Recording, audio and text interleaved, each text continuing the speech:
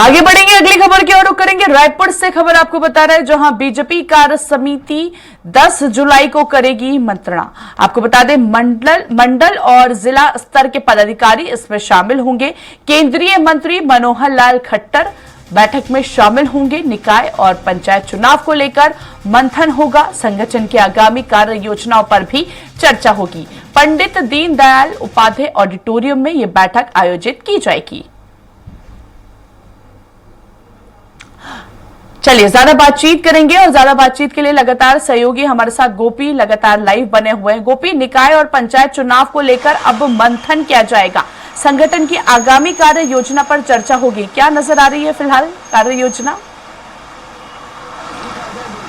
जी काजल, बिल्कुल। भारतीय जनता पार्टी की कार्य समिति की बैठक 10 जुलाई को आहूत की गई है। पहले यह बैठक दुर्ग में आयोजित हो रही थी, लेकिन इसके बाद इसे राजधानी में शिफ्ट किया गया और पंडित दीनदयाल उपाध्याय ऑडिटोरियम में 10 जुलाई को यह बैठक रखी गई है, जिसमें केंद्रीय मंत्री मनोहर लाल खट्टर भी शामिल होंगे। और किस तरीके से अब नगरीय निकाय चुनाव में भाजपा को कार्य करना है, उस पर रणनीति जो है वो बनाई जाएगी। जिस तरीके से हमने देखा कि विधानसभा चुनाव में और लोकसभा चुनाव में भाजपा ने सभी कार्यकर्ताओं को रिचार्ज किया, उन्हें एक एक जिम्मेदारी दी गई, और उसका कहीं ना कहीं जो लाभ है, जो फायदा है, वो भाजपा को यहाँ पर मिलते हुए नजर आया। और इसी से पहले अब कार्य समिति की बैठक यहाँ पर करती हुई भाजपा नजर आएगी। वहीं अगर हम बात करें तो इसमें शामिल होने वालों की, तो मुख्यमंत्री विष्णुदेव साय, राष्ट्रीय संगठन महामंत्री शिव प्रकाश, प्रदेश प्रभारी नितिन नवीन और प्रदेश अध्यक्ष किरण सिंहदेव भी इस बैठक में शामिल होंगे। प्रदेश प्रभारी फिर से नितिन नवीन को बनाया गया, जिन्होंने विधानसभा चुनाव में और लोकसभा चुनाव में एक महत्वपूर्ण भूमिका निभाई।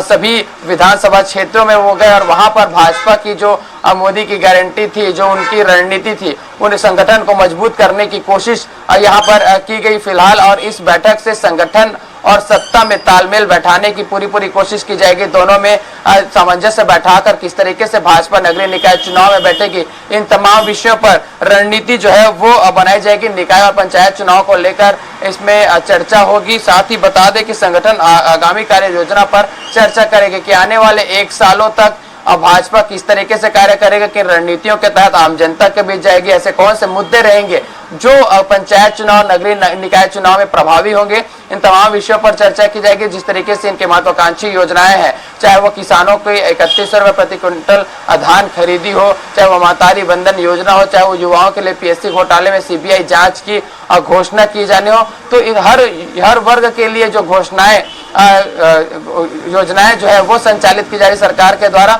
उसे आम जनता के बीच लेकर जाएंगे। और संगठन की इसमें क्या कुछ भूमिका रहेगी, क्योंकि सरकार बनाने में सबसे महत्वपूर्ण भूमिका संगठन की होती है। योजनाएं सरकार के द्वारा चलाई जा रही है और इसे आम जनता तक कैसे पहुंचाया जाएगा, इन तमाम विषयों पर चर्चाएं होगी, रणनीति तैयार की जाएगी। और उसी रणनीति के तहत फिर नगरीय निकाय चुनाव और पंचायत चुनाव में भारतीय जनता पार्टी उतरते हुए नजर आएगी, ताकि अधिक से अधिक सीटें भाजपा को हासिल हो। क्योंकि 14 के जो 14 नगर निगम में महापौर है वो कांग्रेस के हैं वर्तमान में, और इसे किस तरीके से भाजपा के पक्ष में लाया जाए, इस तमाम विषयों पर चर्चा इस बैठक में जरूर होगी। बिल्कुल गोपी, कहीं ना कहीं निकाय और पंचायत चुनाव की बात करें तो क्या लगता है कौन से स्थानीय मुद्दे गूंजते हुए नजर आएंगे?